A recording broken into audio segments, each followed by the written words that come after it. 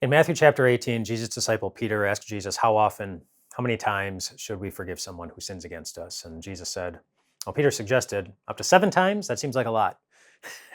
Jesus said, well, at 7, you're just getting started. Not 7, but up to 77, he said. And then he went and told a story. So bear with me. It's a bit of a longer story, but this is what Jesus said. He said, therefore, the kingdom of heaven is like a king who wanted to settle accounts with his servants. As he began the settlement, a man who owed him 10,000 bags of gold was brought to him. Since he was not able to pay, the master ordered that he and his wife and his children and all that he had be sold to repay the debt. At this, the servant fell on his knees before him. Be patient with me, he begged, and I will pay back everything. The servant's master took pity on him, canceled the debt, and let him go.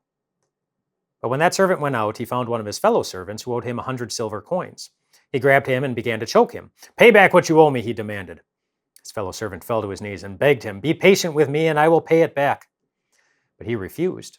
Instead, he went off and had the man thrown into prison until he could pay the debt. When the other servants saw what had happened, they were outraged and went and told their master everything that had happened. Then the master called the servant in. You wicked servant, he said, I canceled all that debt of yours because you begged me to. Shouldn't you have had mercy on your fellow servant just as I had on you? In anger, his master handed him over to the jailers to be tortured until he should pay back all he owed. And then Jesus finished by saying, this is how my heavenly Father will treat each of you unless you forgive your brother or sister from your heart.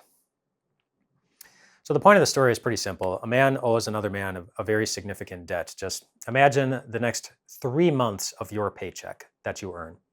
And that's roughly what this man owed another man.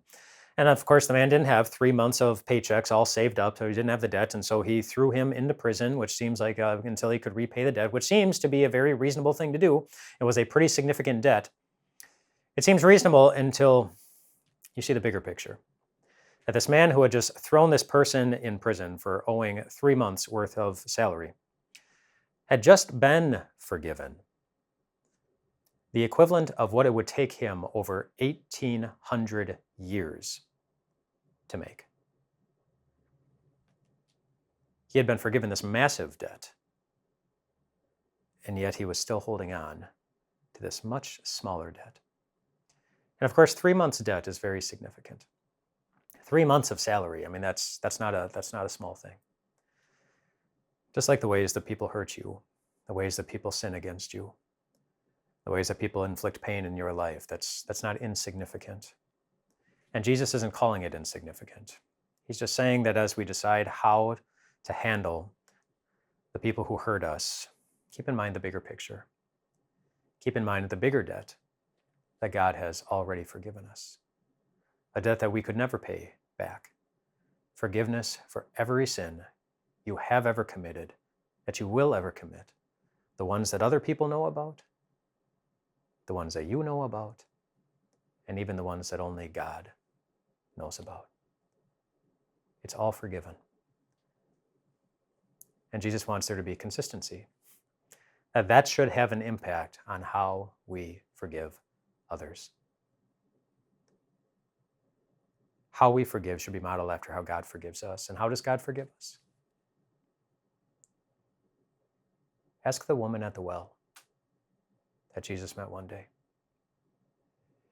Ask Peter. After Peter denied Jesus 3 times, just a few hours after promising he would never do such a thing even once. Ask the woman who had been caught in the sin of adultery and brought to Jesus. Or ask the thief on the cross.